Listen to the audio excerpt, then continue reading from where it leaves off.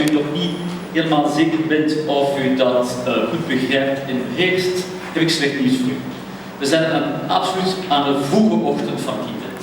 Wat u vandaag meemaakt, is het prille begin van een digitale revolutie.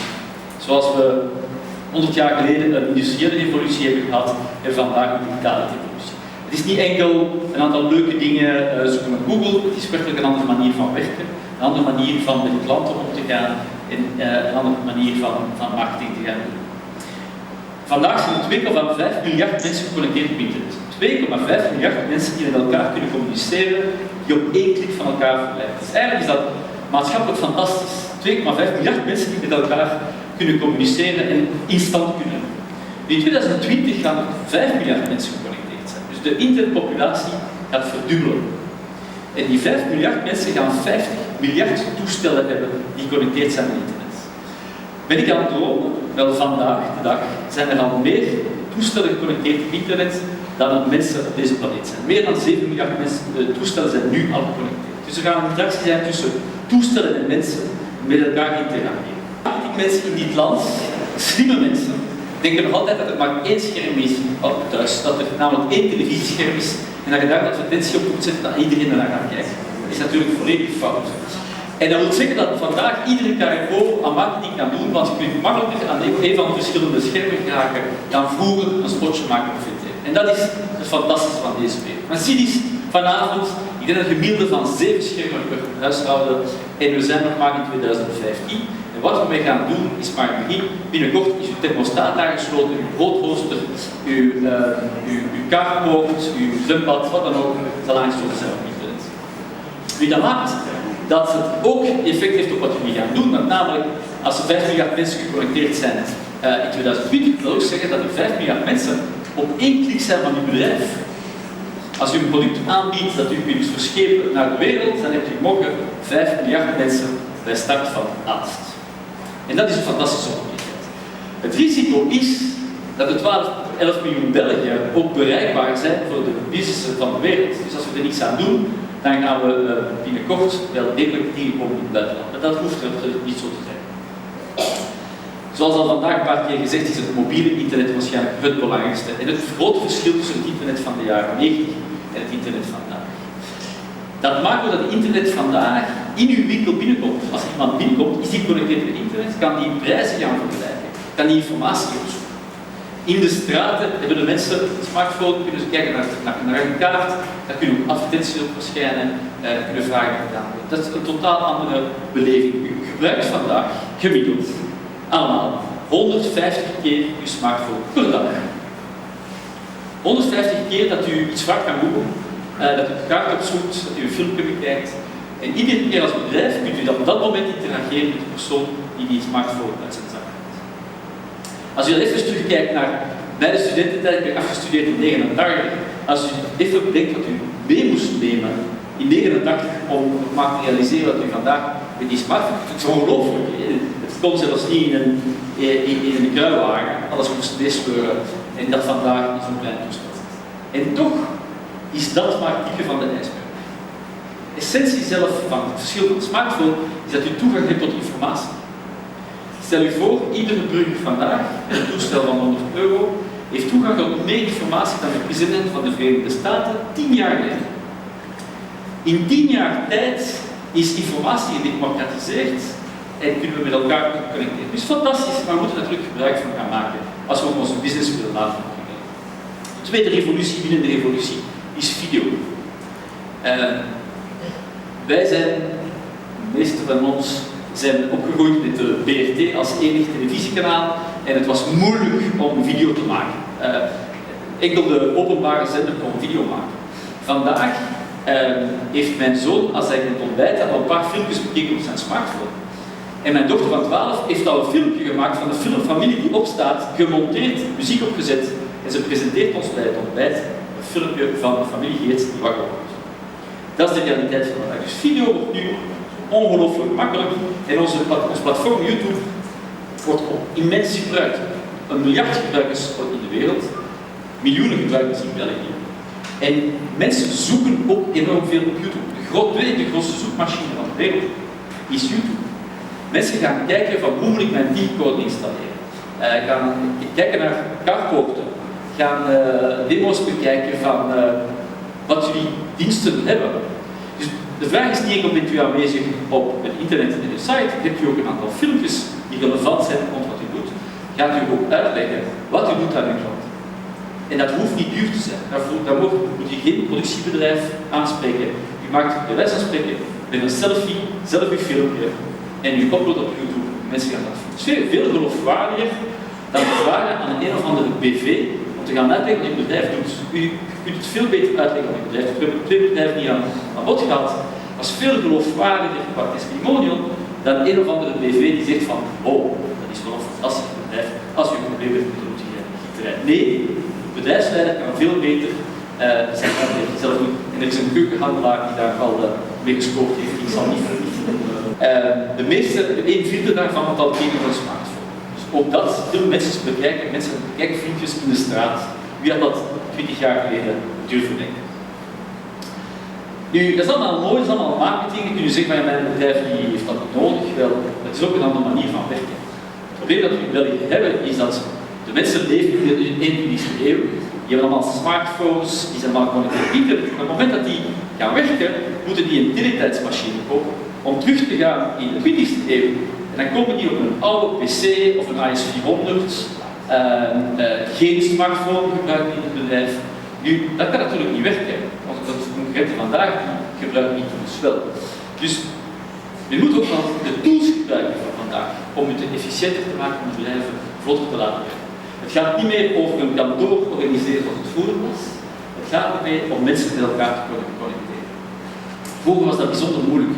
U had een ingenieur nodig om een netwerk op te zetten in uw bedrijf, om de 5 mensen die bij u werken met elkaar te verbinden. Vandaag, als die allemaal verbonden zijn met internet, zijn die met elkaar verbonden. Je hoeft geen kabels te leggen. Je hebt een wifi, je bent vertrokken. En je kunt dan samenwerken. Je hoeft dan ook misschien niet in de file te gaan staan, maar het hoeft niet om zich te verplaatsen om mee te doen aan een vergadering. De videoconferentie vandaag is zo simpel als maar zijn kan. Je moet er enkel de up-to-date tools voor installeren. En by the way, die zijn heel goedkoop. Die informatie van vandaag is goedkoop. Als u IT-manager tegenovergesteld zegt, dan moet u hem terug op in opleiding sturen. Goed, allemaal mooie praat. Google, ver van het bedshow. Wat betekent dat nu voor ons? Wel, ik heb een voorbeeld genomen van een pralinemaker. Ik weet niet als iemand pralines maakt hier, maar stel je voor dat u een pralinezaak hebt. U maakt fantastische pralines en u hebt een winkeltje. De mensen komen naar uw winkel, maar enkele mensen in de buurt komen naar de winkel. Wel, zoals we straks hadden in de voorbeelden gezien, als mensen pralines zoeken op Google, dan kunt u daar vrij makkelijk aanwezig zijn. En om te illustreren wat we straks gaan kiezen zijn de organische resultaten, waar dat u niet voor betaalt. Mag gewoon een leuke site met de juiste informatie op en die komt van boven. En als u zegt van ik heb het beste praline, ik wil het laten weten, kunt u ook advertenties kopen.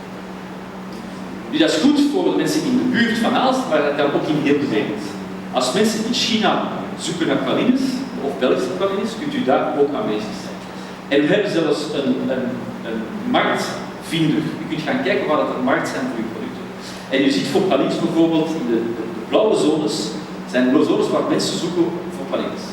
Er zijn een paar Belgische pralinemakers die dat heel goed weten en die hun pralines exporteren in heel de wereld. En die hoeven geen grote dure distributiecontracten te maken. Die kunnen kijken van waar is er een vraag voor mijn product. En daar ga ik dan adverteren voor mijn bedrijf. En ik ga enkel betalen als iemand klikt op mijn advertentie.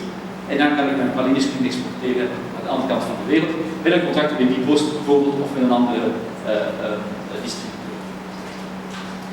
Naar video toe, even terug in praktijk. Coolblue, kent iemand Coolblue? 2 studenten, 2 Nederlandse studenten in een studentenkamer die beslissen van Mediamarkt te concurreren. En ze verkopen vandaag alles wat u in de Mediamarkt vindt of in het heft of wat dan ook. Enkel met websites. En ze maken filmpjes van alles wat ze verkopen. Een nieuwe stofzuiger die uitkomt, wel de verantwoordelijke van de afdeling stofzuiger maakt een filmpje over de nieuwe stofzuiger. Die zet die online en de mensen vinden vrij makkelijk die filmpjes en kopen dan bij ondertussen, die zijn enkel online begonnen, ondertussen zijn zij een winkel geopend in Antwerpen om die aanwezigheid te hebben, winkel en online aanwezigheid. Dus de twee gaan absoluut samen en zelfs mensen die online beginnen die ook winkels.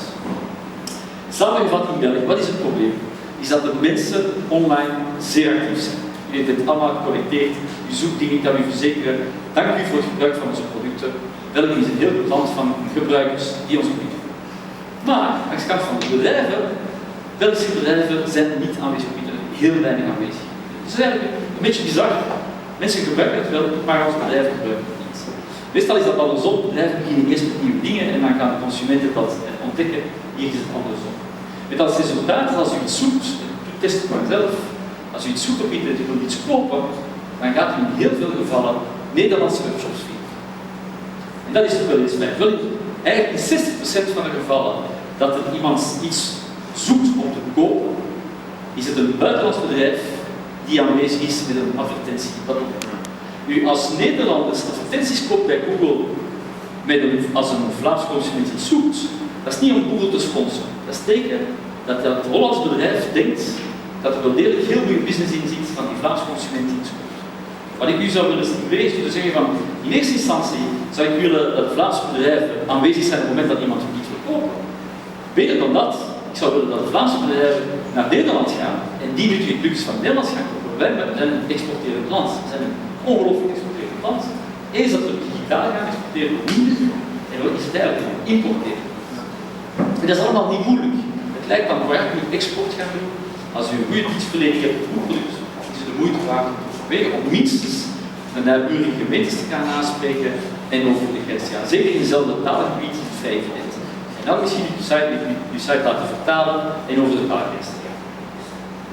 Nu, waarom gaan KMO's niet online? Dat is vrij hallucinant. 60% van onze Belgische KMO's hebben geen deftige website.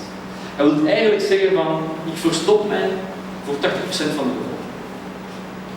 En de reden daarvoor is, ik heb het niet nodig, het is veel te moeilijk of het is veel te duur.